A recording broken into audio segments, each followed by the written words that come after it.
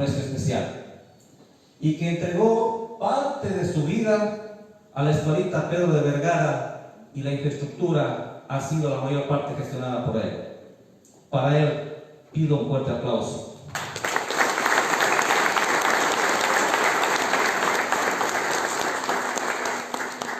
Por el proyecto presentado desde algún tiempo atrás por el Vicariato Apostólico de Méndez, la Escuela Pedro de Vergara y Marianita de Jesús fueron anexadas a la gran unidad educativa Fisco Misional Río Cenepa, a quien nos sentimos orgullosos de representar. Gracias a todos los presentes, gracias por dar la importancia a este evento.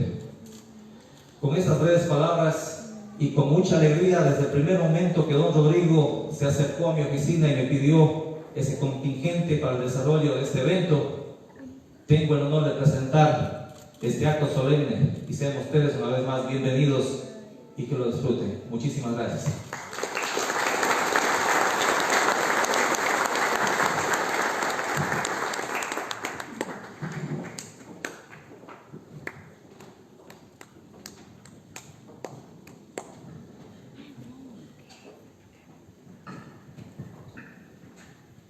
Alégrate por lo que un amigo alcanza, así como lo harías por tus propios logros, porque celebrar las virtudes y las alegrías del prójimo hace un mundo mejor y motiva a continuar con la senda del bien.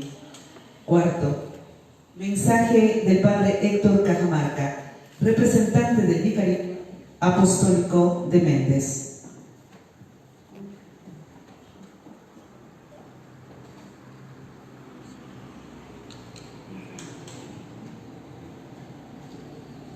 Poco tiempo que he podido sacar para conversar con los fieles, con las personas.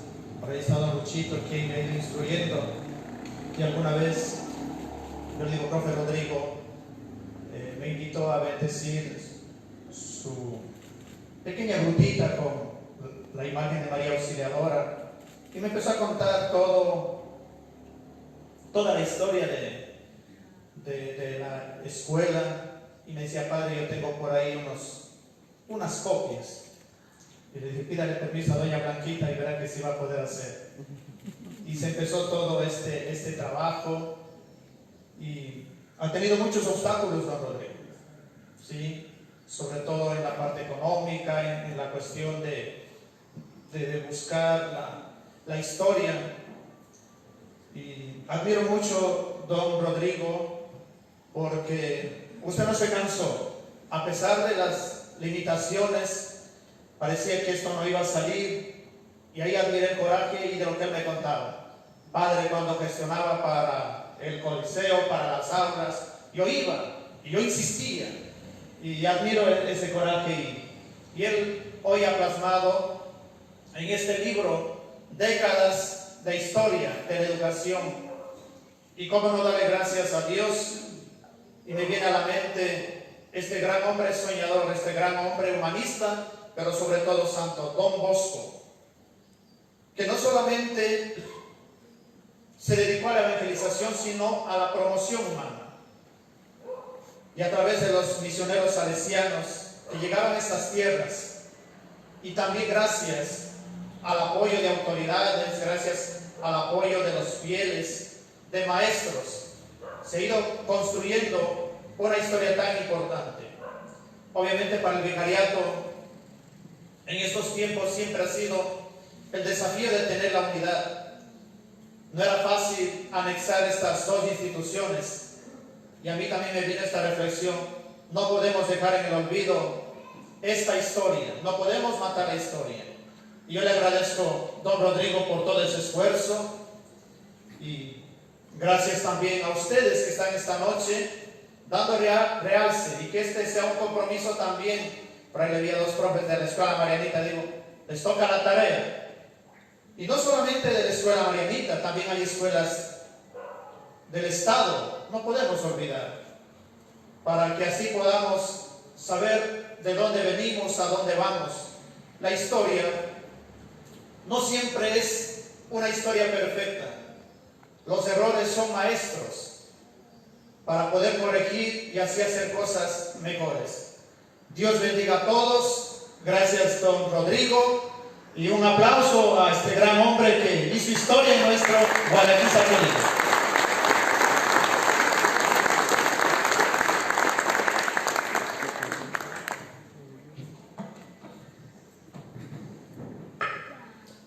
Hace ya más de un siglo se sembró en nuestro cantón una semilla del saber que a lo largo del tiempo ha dado frutos y en abundancia. En este largo recorrido ha habido momentos de alegría, frustraciones, desengaños y tristezas que el autor del libro las recoge con claridad y elegancia. Una breve mirada de su contexto nos da el licenciado Galo Sarmiento Arévalo al realizar la presentación de esta importante obra.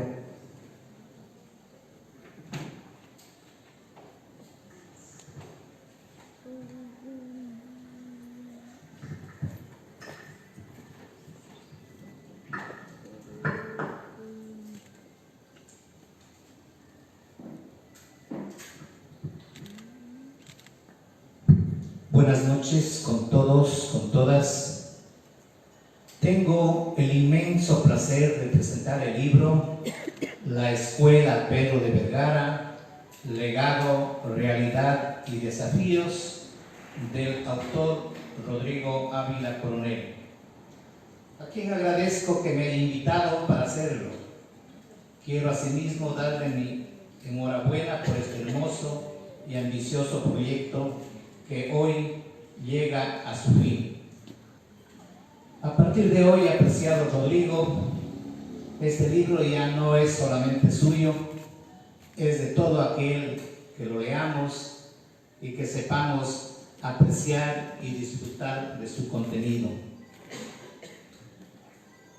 Por eso, con razón, decía el pensador Carlos Luis Zafón que cada libro tiene un alma, el alma de la persona que escribió y de aquellos que lo leyeren, vivieren y soñaren con él. En forma general quiero decir que este libro sin duda cautivará a sus lectores, porque en sus páginas se describen remembranzas, hechos, anécdotas con delicados perfiles, gracias al minucioso trabajo realizado por el autor, para ir ubicando en una línea de tiempo diferentes escenarios, personajes, acontecimientos con un lenguaje claro, sencillo, cercano, amable y ameno para todo público. Es una historia escrita con pasión, con esa pasión que la pone solo aquel que ama, que siente y que se enamora de lo que hace y en la que deja su vida. Por eso García Márquez decía: la vida no es lo que uno vivió, sino lo que recuerda y cómo la recuerda para contarla. Aquí en este libro están 46 años de la vida de Rodrigo, escritas con el alma, porque las vivencias del alma no se las puede compartir, solo se puede contar, y Rodrigo lo cuenta magistralmente en las 150 páginas de su obra. Pero este libro es también un agradecimiento para muchas personas que ya el polvo del olvido los ha cobijado y que Rodrigo se encarga de descubrirlos para que vivan por siempre en los corazones agradecidos de quienes nos beneficiamos de sus ejecutorias, padres de familia, exalumnos y la sociedad toda. Podemos entonces a través de sus páginas admirar sus obras, sus ejecutorias, su trabajo y su talante. Ellos entregaron lo mejor de sus capacidades para hacer que en medio de esta verde selva florezca una obra que nació para ser eterna. Y no importa su nombre, sino sus ejecutorias, que el autor los descubre de manera sutil. Y aquí permitirme una digresión obligada y justa. Los salesianos, educadores por excelencia, durante más de un siglo de presencia en el vicariato, han contribuido a la creación de una identidad cultural de enorme valía, cuyos inicios fueron precisamente aquí en Gualaquiza. Y este libro nos lleva a reencontrarnos con los orígenes de la evangelización, de la colonización, pero sobre todo de la educación en sus aristas más relevantes como la música, poesía, teatro, religión y el entorno social de un pequeño poblado que nacía al amparo de ilustres misioneros que jamás se doblegaron ante nada ni ante nadie. Estoy seguro que este libro nos permitirá revivir lo olvidado. Sus páginas tienen el don de una memoria agradecida que nos impulsará a enfrentar con optimismo el presente y el porvenir. En lo personal, mi gratitud eterna para don Cristóbal Galindo, mi maestro de las primeras letras, a don Germán de la Bastida, maestro de grados intermedios, y a don Luis Delgado, aquí presente, mi maestro de los últimos grados. Y ahora permitirme una pequeña disección del libro, muy ligera por cierto, para que no se pierda el encanto de la sorpresa para todo aquel que escudriñe sus páginas. En el capítulo 1, el autor nos descubre el contexto histórico, geográfico y social, los escenarios y los actores en donde transcurre esta historia, con pequeñas pinceladas que aportan a conocer nuestro pasado histórico. Aquí el actor podrá entender, por ejemplo, el cómo así y el porqué del nombre de Pedro de Vergara, aquel capitán español de inicios de la conquista, que el libro lo describe con una pequeña semblanza.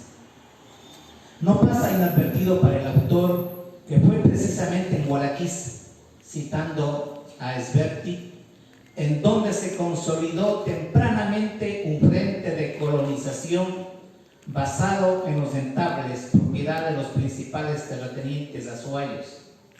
Se describen algunos hechos relevantes de la época colonial y republicana, de la fundación y posterior destrucción de Gualaquiza, así como de las expediciones y los primeros intentos de colonización y evangelización de la zona, cuyos protagonistas fueron precisamente los shuar, los misioneros, los colonos.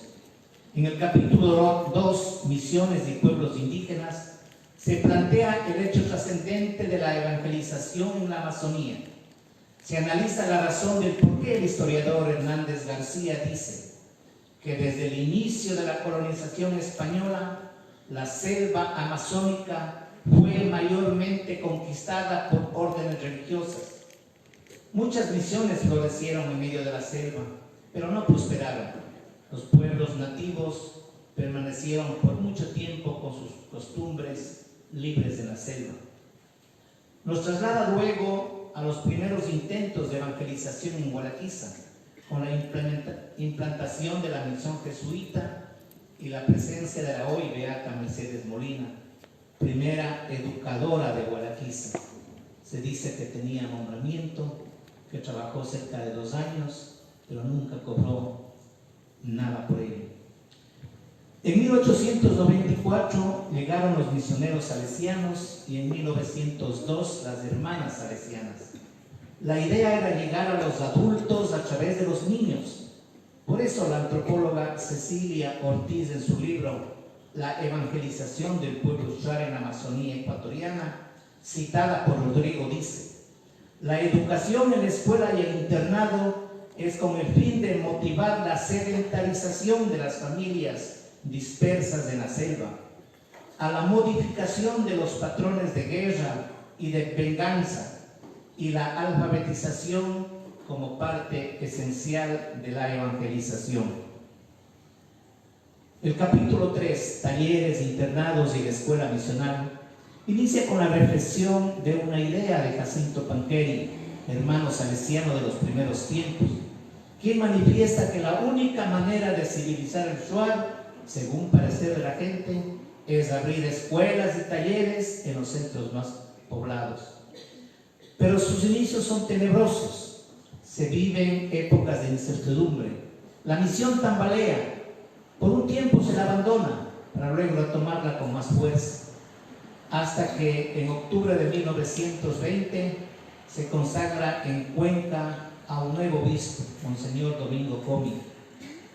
Es como un viento fresco y renovador que llega para dar un nuevo impulso a la vida de estas lejanas y difíciles misiones, nos dice el historiador Pedro Krimer. Para 1923 se encuentran los primeros datos estadísticos que hacen pensar que en Gualaquiza funciona ya una escuela, con 3 alumnos blancos y 6 alumnos jíbaros entre comillas. Para 1935 la escuela misional se consolida e institucionaliza, con horario de clases, matrículas, visita de autoridades. Un informe de un supervisor manifiesta que desde el 1 de octubre de 1937 funciona con toda regularidad en la misión la escuela con 37 alumnos matriculados. En el capítulo 4, la escuela piscomisional Pedro de Vergara, el autor analiza cómo a raíz de la invasión peruana de 1942 y la posterior firma del protocolo de Río de Janeiro, el Estado se preocupa por la Amazonía y por los misioneros que trabajan en ella. Se firman algunos convenios que favorecen su trabajo y ahí es cuando nacen las escuelas fiscomisionales, primero en nuestro vicariato y luego en todo el país, a raíz del cual se crea de manera oficial la Escuela Fiscomisional Pedro de Vergara número 43. En los capítulos 5 y 6 el autor se refiere a la presencia de los primeros maestros seglares que laboran en el plantel y la construcción del primer edificio de hormigón que se puede decir con tintes de moderno, a donde se traslada la escuela, abandonando la vieja casona de madera que durante muchos años fue un nido de gratos recuerdos de muchos gualaquicenses, uno de ellos el que ahora os dirige la palabra. En el capítulo 7, el autor nos describe las circunstancias y las razones por las cuales la escuela debe trasladarse a su nuevo y definitivo lugar, motivado sobre todo porque en nuestro pueblo empieza a funcionar el Colegio Río Cenepe y los esfuerzos realizados para contar finalmente con un plantel moderno y funcional. En el capítulo 8 nos habla de la escuela del nuevo siglo, se refiere a los acelerados procesos de cambio que experimenta la educación mediante la implementación de nuevos modelos educativos, de las nuevas tecnologías educativas y de los cambios estructurales que se deben realizar para su funcionalidad, así como el nuevo rumbo que toma la educación en nuestro cantón. Finalmente, el autor anexa una serie de documentos que nos remontan a los primeros tiempos de la escuela y a los primeros alumnos que pasaron por sus aulas. De igual forma, da paso a varios testimonios de exalumnos, exmaestros, expadres de familia que nos regalan recuerdos de tiempos idos y vividos en su añorada escuela. El libro termina, como no podía ser de otra manera, con una alusión a una frase del fundador de los salesianos: y ella lo ha hecho todo, con la fotografía del cuadro holográfico de la Virgen de Don Bosco, venerada en Gualaquiza. Vienen ahora mismo a mi mente las plegarias marianas que inculcaron en nosotros los misioneros. ¿Cómo olvidar, por ejemplo, esa bella composición de Monseñor Santiago Costamagna, primer obispo del vicariato y laureado músico, que decía: venid y vamos todos con flores a María, con flores a Porfía, que Madre nuestra es. Era nuestro saludo a María en los días primaverales del mes de mayo. Aplaudo esta publicación y me congratulo con el autor por entregarnos esta obra que nos permite entender la consolidación de un proceso civilizatorio que se inicia en nuestro cantón hace más de un siglo y se irradia a los otros de la región, cuyos ejes fundamentales fueron sin duda la evangelización y la educación de los primeros colonos y de los grupos étnicos asentados en la región, a pesar de su permanente resistencia. Permite además valorar sin pasionismos la labor de ilustres y abnegados misioneros y personajes que se descubren en el texto y que le dieron un nuevo rumbo a la historia de Guaraquisa y la región, sobre cuyos sudores nacieron establecimientos educativos como el que hoy el autor nos describe. Este libro será un referente como fuente de consulta para entender parte de nuestra historia comarcana, porque siento que fue escrita con visión de pueblo, con altivez, talento y patriotismo. Rodrigo, cumplió usted con creces este reto que usted mismo se impuso y que le fue dado por el destino y por la historia. Siempre estaré de acuerdo con Oscar Wilde cuando dice que cualquiera puede hacer historia, pero solo un gran hombre puede escribirla. Y usted lo ha hecho, querido Rodrigo. Merece por ello nuestro reconocimiento y aplauso. Distinguidas autoridades, señora.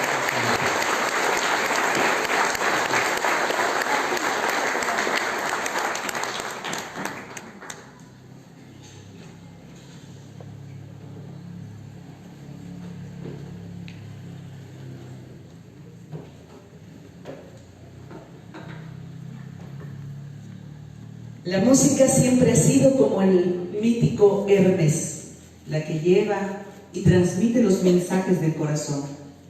Ha sido la compañera fiel en los momentos de dolor y de alegría, la que calma y la que hace brotar las emociones.